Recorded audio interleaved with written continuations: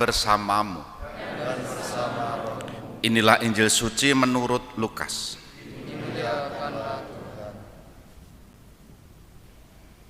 Sekali peristiwa, Yesus berkata kepada murid-muridnya,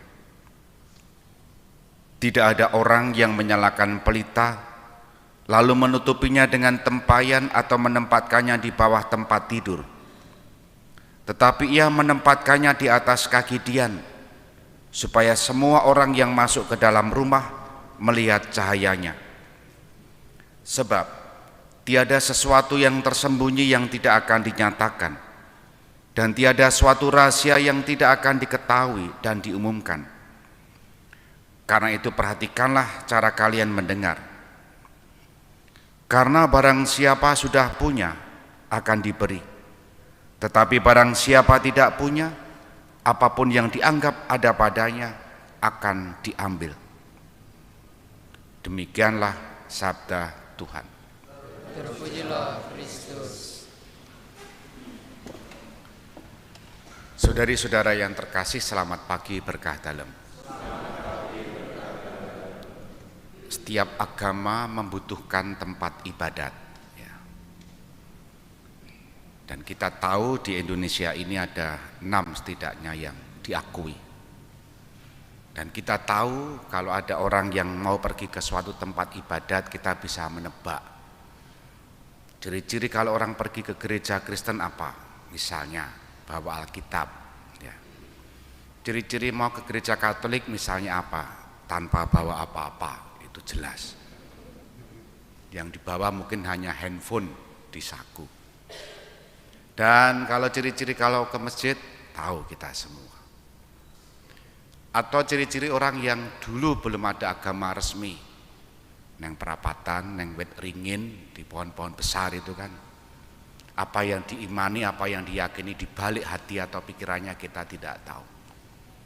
Tapi poinnya jelas. Tempat ibadah itu dibutuhkan oleh banyak orang. Meskipun ada sebagian tempat ibadah yang kalau didirikan mengalami kesulitan dalam pendiriannya. Nah, hari ini kita mendengarkan kisah Israel kembali ke Yerusalem. Dalam bacaan pertama, setelah mengalami pembuangan lalu dipanggil kembali ke Yerusalem. Salah satu hal yang dibuat oleh mereka adalah membangun rumah Allah, tempat ibadah.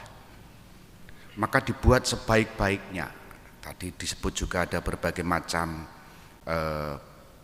barang yang dibutuhkan untuk membangun tempat ibadat itu.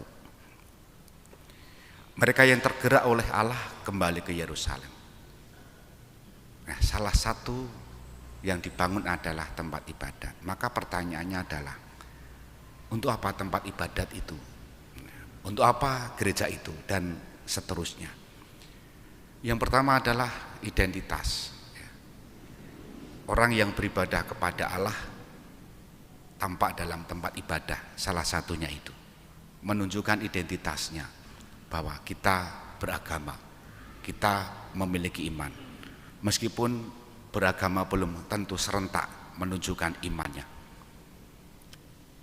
Identitasnya tampak dalam aktivitas ritualnya di situ. Yang kedua adalah spiritualitas. Di dalam tempat ibadat menemukan sumber-sumber pencerahan hidup, kedekatan dengan Tuhan. Maka muncullah semangat hidup baru, spiritualitas baru.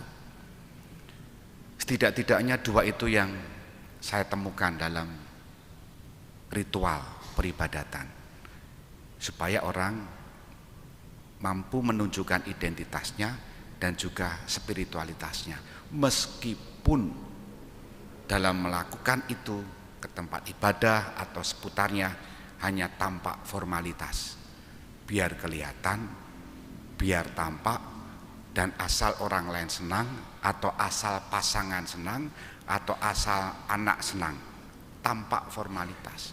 Daripada dimarahi lalu pergi ke tempat ibadah, daripada dirasani lalu pergi ke tempat ibadah, itu formalitas. Nah, harapannya adalah ketika orang sudah menjalankan aktivitas ritual itu, hidupnya berbuah. Maka Yesus mengatakan cahaya itu atau pelita itu tidak mungkin diletakkan di bawah. Supaya apa? Menjadi terang.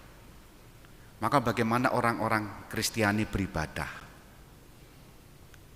Pada gilirannya hidupnya menjadi terang, bercahaya. Dan itulah sebentuk kesaksian hidup. Orang bisa bersaksi karena orang punya pengalaman spiritualitas yang ditemukan di tempat ibadah itu tadi. Maka perjalanan hidup iman kita adalah bagaimana terus-menerus menimba semangat hidup di tempat ibadah. Maka kita maknai tidak harus ke gereja, tapi ruang bilik tertentu, bila mana kita bisa membangun relasi dengan Tuhan, mendengarkan firman-Nya dalam sabda-sabda Tuhan, dan harapannya adalah hidup kita bisa menjadi pelita bagi banyak orang. Kita hening sejenak.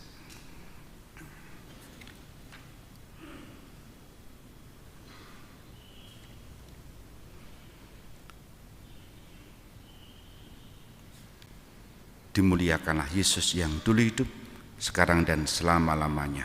Amin.